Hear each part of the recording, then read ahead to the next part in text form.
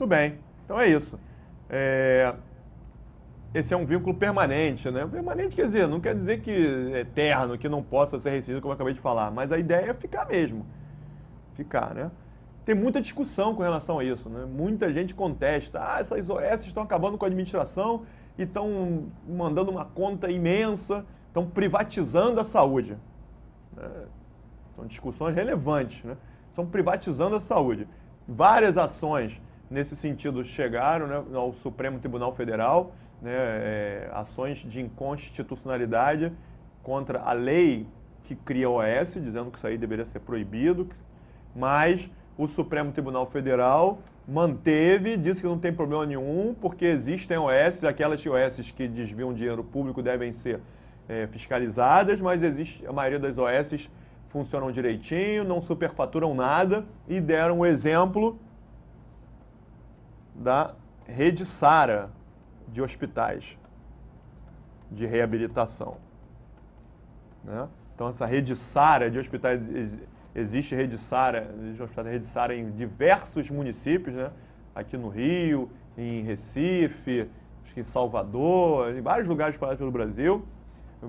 Reabilitação, então quem tem problema, né, tem que fazer reabilitação, vai lá, tem um tratamento de primeiro mundo e o serviço é gratuito. Ué, se você é atendido de forma gratuita porque aquilo é hospital público? Não, não é um hospital público. Então é particular? Particular, mais ou menos, né? Porque o hospital particular não atende ninguém de graça. Se você tiver plano de saúde, não pagar, tu não vai ser atendido. Então ela é o quê? É uma OS. Você é atendido sem pagar nada. Mas a Rede Sara manda conta lá para a União, né? Ó, gastamos tanto disso, isso, e a União bota o dinheiro lá. Agora, quanto que a União manda mensalmente para a Rede Sara? Não sei. Sinceramente, não sei. Não fiscalizo isso. Enfim, é isso aí que está acontecendo. OCIP, não.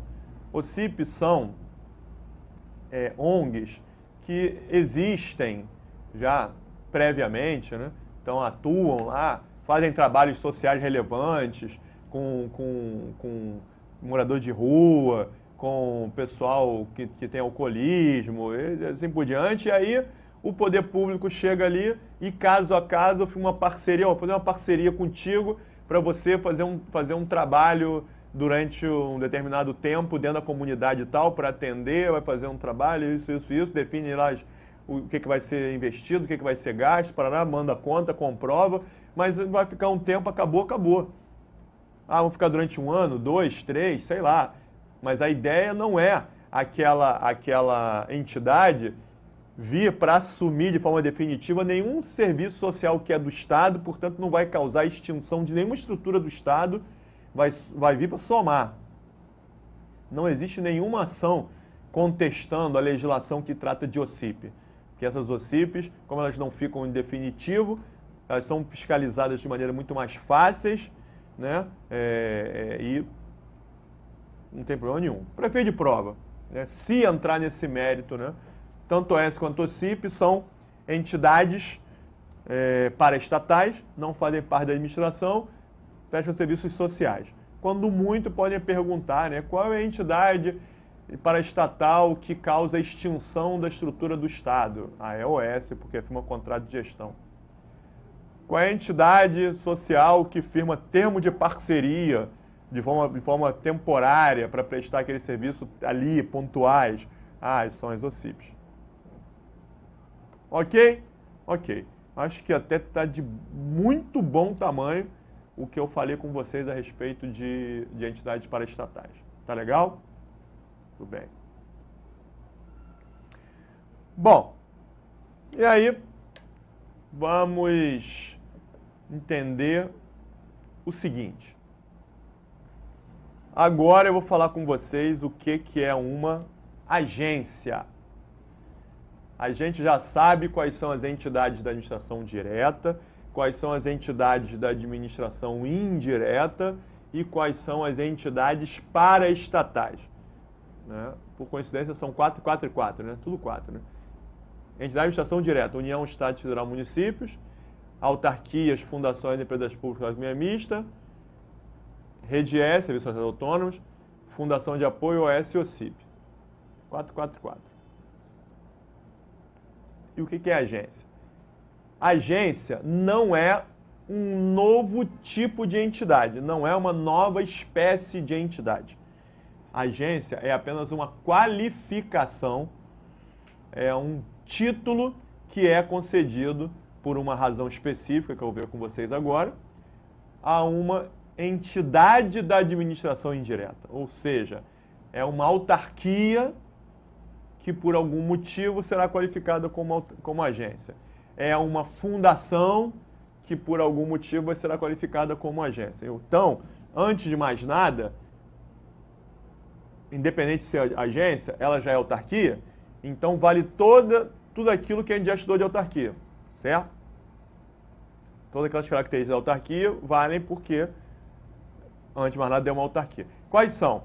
Agências reguladoras e agências executivas. Ah, Gustavo, agência reguladora eu já ouvi falar pra caramba. Agência executiva nunca ouviu falar, não é verdade? É verdade. Por quê? Aqui no Brasil não tem lei que pega e lei que não pega? Pois é. Esse negócio de agência executiva foi um negócio que não pegou. A agência reguladora pegou. A agência executiva não pegou. Por isso é que todo mundo conhece vários exemplos de agência reguladora. Ninguém conhece exemplo de agência executiva. Só tem um exemplo mais relevante, que é o Inmetro. Fora disso, ninguém ouviu falar de agência executiva. Muito bem. Por quê? O que é agência reguladora? A agência reguladora é um título que é dado a uma autarquia. Como a gente já viu, né? Na prática tem sido feito assim. A agência reguladora, então, é uma autarquia que é criada especificamente com o objetivo de regular, como está dizendo, né? Agência reguladora, regular, fiscalizar, tomar conta de determinado setor que é de interesse público. Então, telecomunicações, a Anatel, a energia elétrica, a ANEEL. E aí, o que a agência reguladora vai fazer? Tudo naquele setor. Desde o início, a Anatel, telecomunicações. A Anatel vai se preocupar em verificar quais são as empresas privadas que podem atuar no setor de telecomunicações, né? Vai verificar se haverá licitação, como é que vai ser a licitação, quais são os termos. Depois, vai fiscalizar as empresas que estão atuando no setor, dizendo o que elas podem fazer, o que elas não podem fazer. E aquelas que estiverem descumprindo serão autuadas. Então, vai fazer tudo naquele setor, né? A agência reguladora, ela tem que ter uma autonomia enorme, maior do que as entidades normais, maior do que as autarquias normais. Por isso é que se costumou dizer que as agências reguladoras devem ser criadas como autarquias de regime especial. O que significa?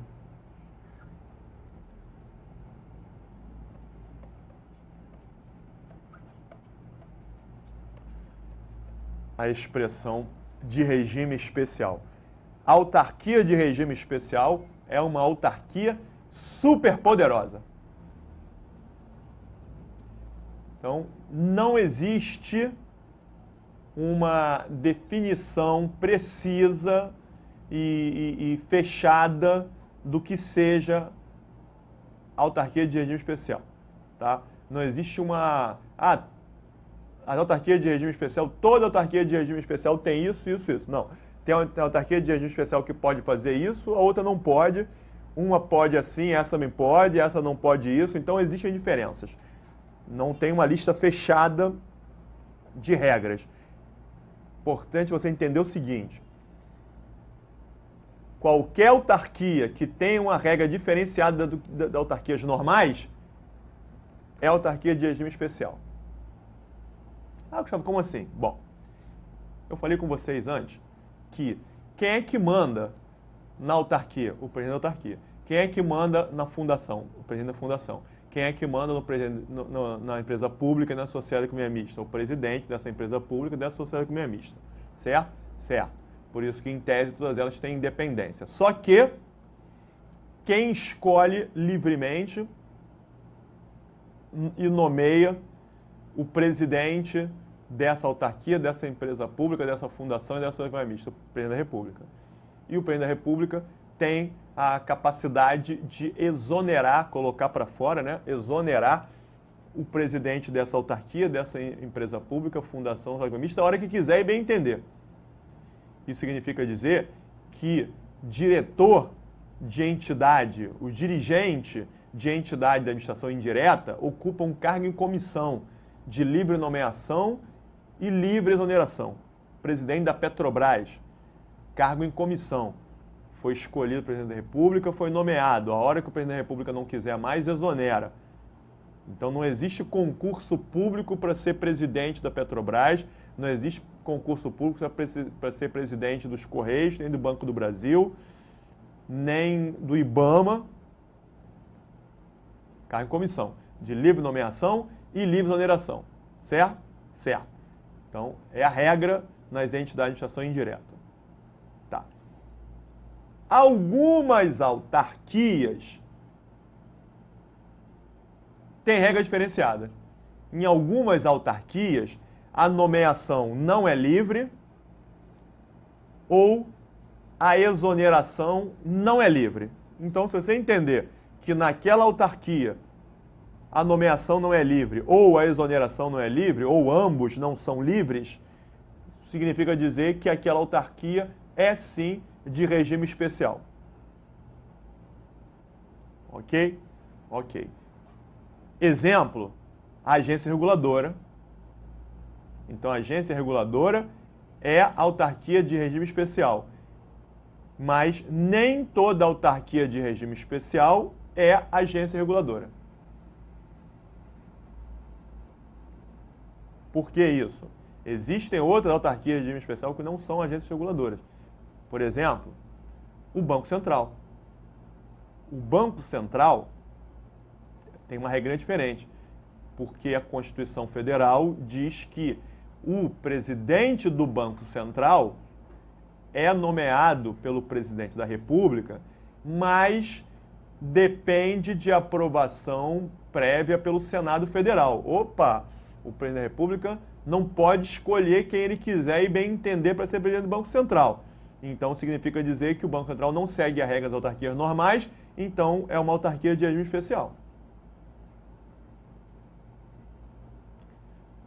No IBAMA, também é uma autarquia. O presidente da República pode escolher quem ele quiser e bem entender para ser presidente do IBAMA? Sim. Depende da aprovação do Senado? Não. Então, o IBAMA é uma autarquia normal.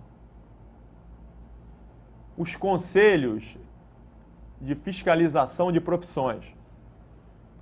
CREA, CRM, CONFEA, né? Então, de engenharia, de medicina, direito, advogados, OAB. A OAB, o CREA, o CONFEA, né? O CRM, o CRN, o CRA de administração, todos eles são autarquias. Mas quem é que escolhe o presidente da OAB? É eleição. Quem é que escolhe o presidente do CREA? É eleição. Então, já viu que é uma regra à parte, né? É autarquia de regime especial. E não é agência reguladora.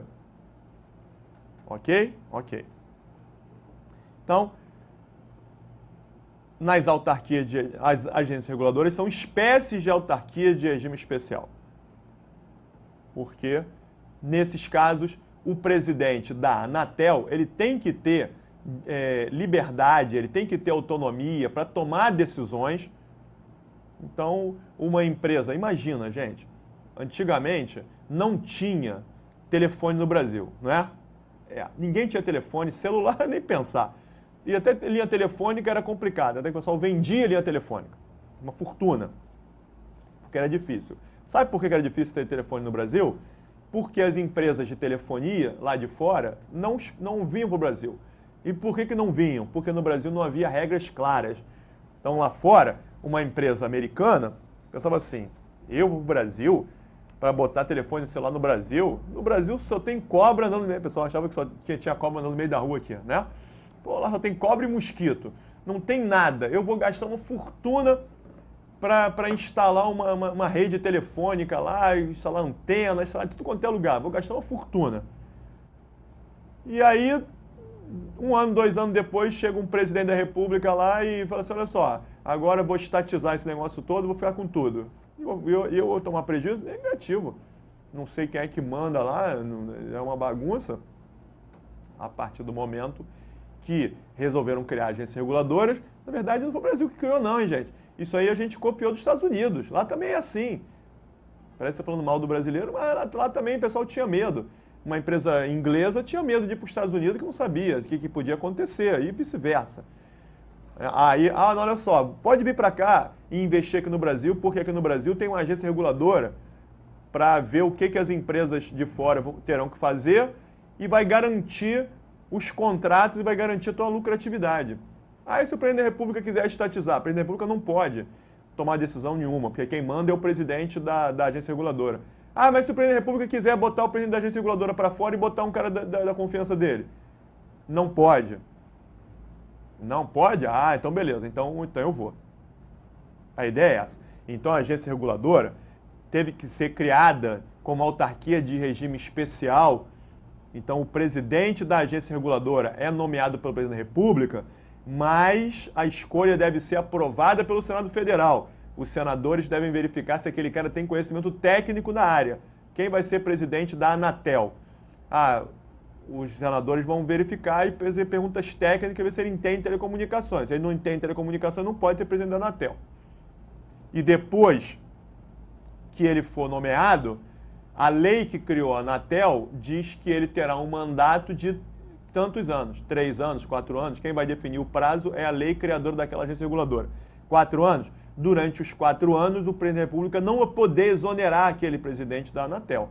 Claro, se o presidente da Anatel fizer alguma coisa proibida, se ele cometer um ato ilícito, ele pode responder processo e pode perder o cargo, né, por processo, onde ele terá direito de ampla defesa e tal. Mas o presidente da República não pode simplesmente exonerar, botar ele para fora, não quero mais você, quero botar outro. Negativo.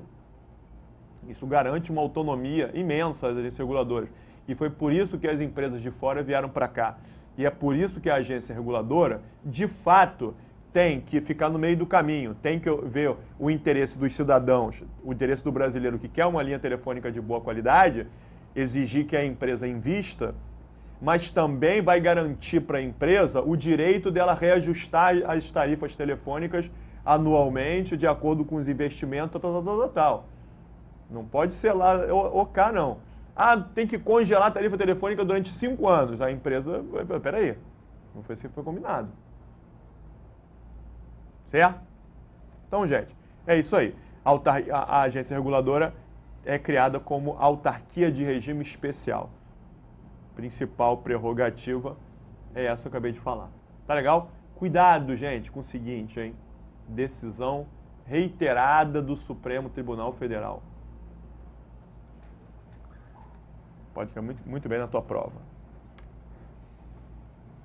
A nomeação de uma pessoa para presidente de uma autarquia, pelo chefe do executivo,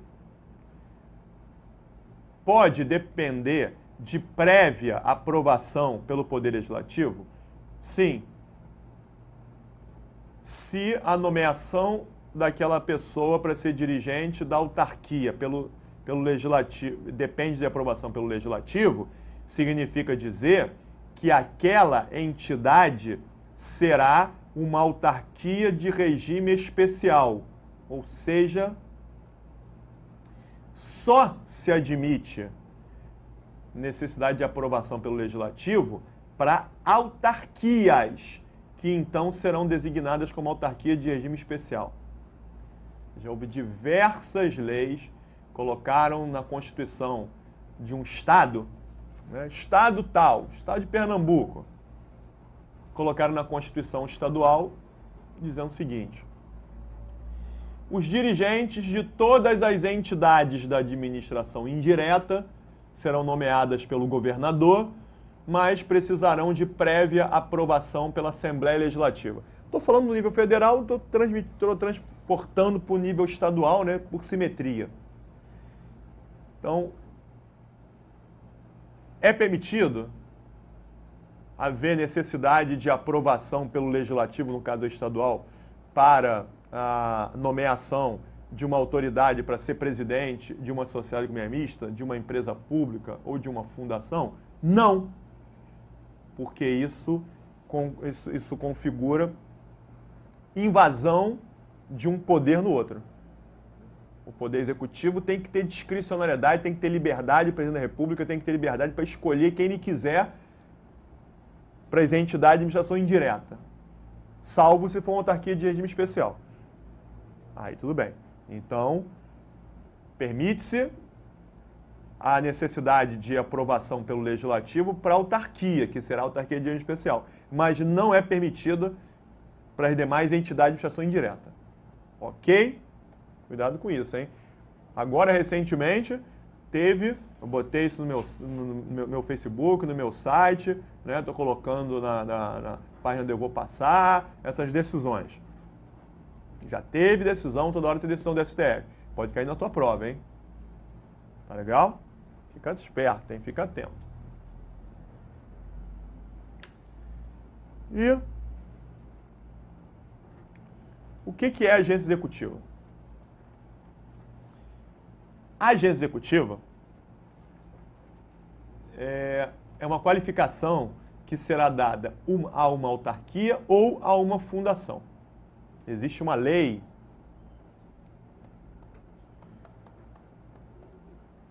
que diz o que é agência executiva. E aqui, sim, existe previsão legal. Só pode ser agência executiva, autarquia ou fundação que fizerem isso, isso, isso. Tá. A ideia é o quê? Resolveram criar um benefício, né, uma vantagem para as autarquias e fundações públicas que quisessem melhorar o nível dos serviços prestados, melhorar a sua eficiência. Eficiência está ligada aqui, emenda constitucional, emenda 19, reforma administrativa. Lembra que eu já falei com vocês? A emenda 19 mudou tudo que a Constituição fala sobre a administração pública, foi denominada reforma administrativa, teve como objetivo o quê? Aumentar e exigir eficiência no serviço público. Mudou um monte de coisa, um deles já dei exemplo. Qual foi o exemplo que eu dei?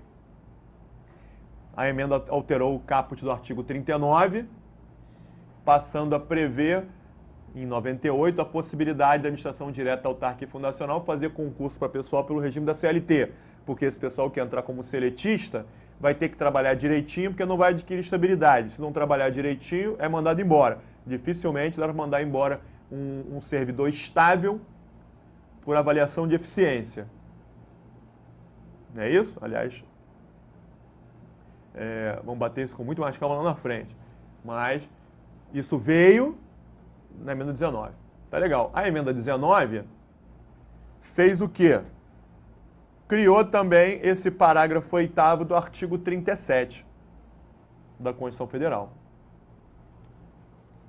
E isso depois foi regulamentado por essa lei 9649 de 98, que foi a que criou as agências executivas. Acho que a princípio também não precisa saber o detalhe disso não, né, para tribunais, hein? Mas, então a ideia é o quê? Ó, a autarquia e fundação que se preocupar com a sua eficiência ganhará uma vantagem em troca. Como? Aconteceu o seguinte, imagina, tem uma universidade pública, aquela universidade é uma fundação, às vezes é autarquia, como a gente já falou, não interessa, tanto se é autarquia como fundação, essa universidade atua na área de educação, de ensino, né?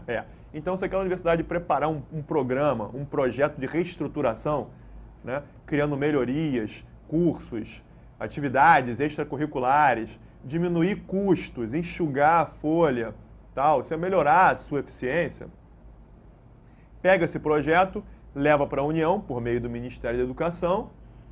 União, olha só, eu quero fazer isso aqui, quero implantar isso na universidade, vou melhorar o meu serviço. Aí a União, maravilha, gostei. Vamos fazer o seguinte, Se você fizer isso, eu vou te dar uma série de vantagens. Vamos assinar um contrato? Então será firmado um contrato entre a União e essa universidade, essa autarquia ou essa fundação, né, por meio do qual a universidade se compromete a cumprir metas de desempenho. E aí, a partir do momento que assinar esse contrato e você se comprometer a cumprir essas metas de desempenho, a União vai qualificar essa universidade como agência executiva. Essa qualificação será feita por decreto. Será editado um decreto federal número tal, qualificando, né? Vai transformar nada, porque ela vai continuar se chamando Universidade XPTO, vai continuar sendo uma autarquia, uma fundação, mas vai ganhar um título de agência executiva. Esse contrato também é chamado contrato de gestão. E aí ela será qualificada como agência executiva, vai ganhar vantagens, vai ganhar um aumento da sua autonomia. Então, isso aqui, ó. A autonomia poderá ser ampliada mediante contrato de gestão, quando ela se compromete a cumprir metas de desempenho. Agora, tá legal, Gustavo, eu entendi, perfeito. A universidade, ela assinou esse contrato de gestão, foi qualificada como agência executiva e aí vai poder começar a fazer um monte de coisa que ela não podia fazer, não é? É verdade. Mas o quê? Bom, para criar essas vantagens, né? Esses aumentos de autonomia tem que ser previsto em lei. E, infelizmente, de 98 para cá, esqueceram de editar essas leis. Legal, né? Tinha que editar lei tal. A agência executiva poderá fazer isso, isso, isso. Lei tal. Quem for agência executiva poderá fazer isso, isso, isso. Lei tal. Poderá fazer isso, isso, isso. Aí a universidade, caraca, vamos fazer isso aqui? Vamos fazer isso tudo que a gente vai poder fazer isso, isso, isso, isso. Mas, como esqueceram de editar essas leis, as leis não vieram para prever esse aumento de autonomia. Na prática não tem previsão de aumento de autonomia, então para que eu vou me dar o trabalho de assinar um contrato de gestão? Me comprometer a cumprir metas se eu não vou ganhar nada em troca? Não pegou. Daí que eu expliquei que a agência executiva não pegou. Tá legal? Ah, Gustavo, então não existe nenhuma vantagem, né? Nenhuma, já falei para vocês que nenhuma nunca é um termo que você tem que evitar, né? Existe? Existe. Excepcionalmente foi criada uma com relação a licitações públicas. A gente vai voltar a bater isso lá quando a gente falar de licitação, mas basicamente a Lei 8666 de 93 trata de licitação pública. Ela vai falar que toda licitação direta ou indireta, quando quiser adquirir bens ou contratar serviços, tem que fazer licitação pública, certo? Certo. E no artigo 24, incisos 1 e 2, basicamente, estou falando aqui de maneira enxuta, para o que eu estou falando agora, basta, e lá na frente vai abrir. Diz o seguinte, ó, quando a administração for comprar bens até R$8.000 ou contratar serviços de engenharia, obras até R$15.000, pode fazer sem licitação, porque o valor é muito baixo, não vale a pena fazer licitação, haverá dispensa de licitação, certo? Certo. Então, Universidade Pública Federal quer comprar cadeiras. Dá uma olhada lá, essas cadeiras vão custar quanto? R$6.000. Beleza, R$6.000, liga para a empresa, manda entregar, porque R$6.000 eu posso comprar sem licitação. Ah, essas cadeiras aqui vão custar R$14.000. Ih, R$14.000 vai ter que fazer licitação, porque R$14.000 já extrapolou o valor da dispensa de R$8.000. Não posso. A lei é de 93. A partir de 98, quando criaram esse negócio, quando criaram a vantagem para a agência executiva, houve uma alteração na Lei 866 de 93 e foi acrescentado um parágrafo único. Foi acrescentado um parágrafo único ao artigo 24 da Lei 866. Esse parágrafo único foi acrescentado por aquela lei de 98, certo? Na época foi acrescentado o parágrafo único. Acontece que já no artigo 24 foram criados outros parágrafos depois, foi criado um parágrafo segundo, e aí o parágrafo que era único passou a ser parágrafo primeiro. Ainda está parágrafo único porque ele foi acrescentado na época como parágrafo único. Agora vê lá, parágrafo primeiro. Dizendo que As autarquias e fundações que se qualificarem como agência executiva terão um valor dobrado de dispensa de licitação. Então, a universidade que se qualificar como agência executiva poderá comprar sem licitação até 16 mil ou contratar serviços de engenharia e reforma até 30 mil. Aumentou a sua autonomia de compras. Mas isso é muito pouca coisa, gente. Praticamente nada. Então, não houve incentivo. Por isso que ninguém vem sendo qualificado como agente executivo. Tá legal? Então, gente, basicamente é isso que eu queria falar por enquanto com vocês. E aí a gente vai começar a fazer questões. Vou botar umas questões de exercício de fixação, basicamente para bater isso que a gente acabou de ver, para ver que é por aí mesmo que isso aí está caindo em prova. Tá legal? Então, próxima aula, vamos direto para as questões.